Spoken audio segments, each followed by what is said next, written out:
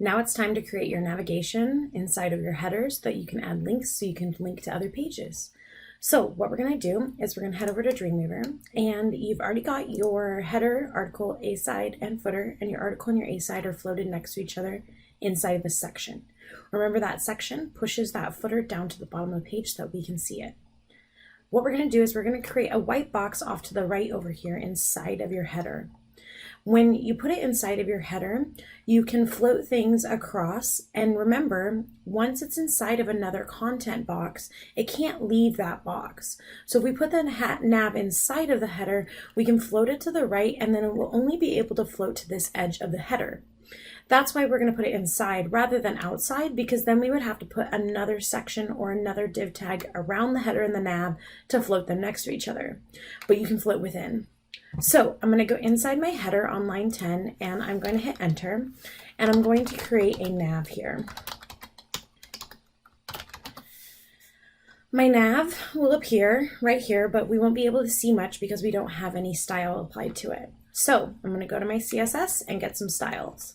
So I'm going to go to Lego styles here, and I'm going to go down to the bottom, and I'm going to create a nav by calling upon it.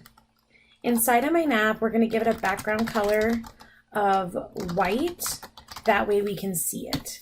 And at that point, if you click up in your live view, you should be able to see your nav pop up. And it should go all the way across your header because we haven't defined a width or a height. So it's going to, by default, take up the entire width of what it's contained inside of. Because it's only contained inside the header, it will only go to the width of the header. For instance, if I made it green, you would see that even though it is existing, it does not go past the header because that's its parent element. A parent element is when you have an element sitting inside of another and it does what the parent element does. So if the parent element only has a width of 800, it's only going to have a width of 800. So going back, I'm going to change that background color back to white, and then we're going to add a width and a height for this. The width is only going to be 450 pixels because it's not going to span the entire width of the header. Then we're going to give it a height of 80 pixels.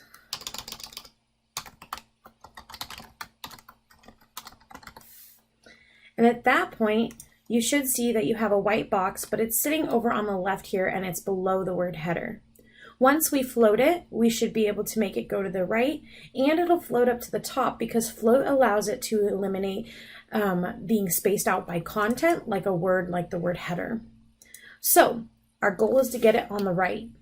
To do that, we're going to go ahead and float to the right. Once you float to the right, it'll pop up to the top right-hand corner of that header, and you don't have to float the header because we're inside of it. So at this point, you should be ready to roll. So that's how you can create an element or a block element inside of another one. I'm going to go ahead and hit File, Save All so we can continue forward with our nav.